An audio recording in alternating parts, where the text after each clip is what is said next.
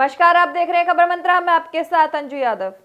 हैदराबाद निकाय चुनाव में एआईएमआईएम को पिछली बार की तरह इस बार भी 44 सीटें मिली हैं।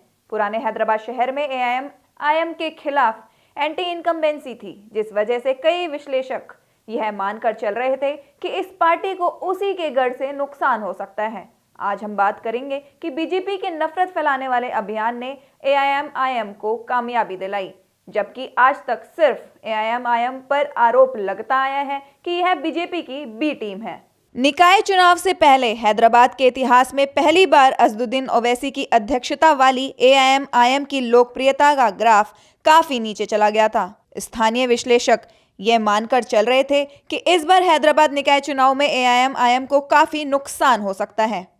तेलंगाना सरकार की तरफ से मस्जिदों में दी जाने वाली इफ्तार की रकमों में तथाकथित धांधली के आरोप, तेलंगाना सेक्रेटेरिएट में 2 मस्जिदों के विध्वंस के बाद एआईएमआईएम के रवैये, कोरोना काल और पिछले महीने शहर में जबरदस्त बारिश की वजह से होने वाली परेशानियों के दौरान निराशाजनक राहत कार्य और इस जैसे कई घटनाक्रमों के सबब एआईएमआईएम की लोकप्रियता में काफी गिरावट आ गई थी। हैदराबाद में एआईएमआईएम की लोकप्रियता में गिरावट का अंदाजा तो इसी बात से लगाया जा सकता है कि 2019 के लोकसभा चुनाव में पार्टी के नेताओं की तरफ से सैकड़ों बार अपील के बाद भी हैदराबाद लोकसभा क्षेत्र में सिर्फ 44.75% मतदान हुआ था। विश्लेषक का मानना है कि अगर असदुद्दीन के खिलाफ कोई मजबूत उम्मीदवार खड़ा होता तो उनके लिए चुनाव जीतना इतना आसान नहीं होता। लेकिन जहां तक बात है निकाय चुनाव 2020 की, इस बार बीजेपी नेताओं के आक्रामक और घृणास्पद बयानों ने एआईएमआईएम के लिए हालात साजगार कर दिए। पुराने शहर में सर्जिकल स्ट्राइक करना,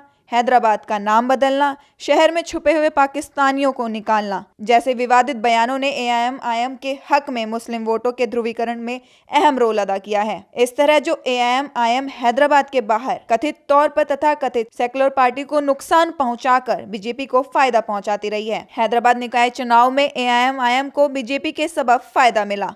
हालांकि इस निकाय चुनाव में एआईएमआईएम के उम्मीदवारों के मुकाबले में टीआरएस और कांग्रेस के कई काबिल उम्मीदवार मैदान में थे। उन्होंने अपने सामाजिक कार्यों से नाम पैदा किया था, लेकिन सांप्रदायिकता बनाम सांप्रदायिकता और ध्रुवीकरण बनाम ध्रुवीकरण के सामने उम्मीदवारों की एक न चली। पुराने हैदराबाद शहर में मेट्रो नहीं है, वहां की सड़कें चौड़ी नहीं है, गंदे पानी के निकासी का निजाम दुरुस्त नहीं है। ऐसे में एआईएमआईएम और ओवैसी परिवार के खिलाफ एंटी इनकम्बेंसी स्वाभाविक है। ग्रेटर हैदराबाद निकाय चुनाव के परिणाम आ चुके हैं। इसमें टीआरएस को सबसे ज्यादा सीटें मिली हैं, जबकि ओवैसी किंग मेकर की भूमिका में नजर आ रहे हैं और बीजेपी 48 सीटें हासिल करके दूसरी सबसे बड़ी पार्टी बनकर उभरी है। फिलहाल के लिए इतना ही। बने रहे खबर मंत्रा के साथ ही हमारे चैनल को लाइक, शेयर और सब्सक्राइब करना ना भूलें। नमस्कार।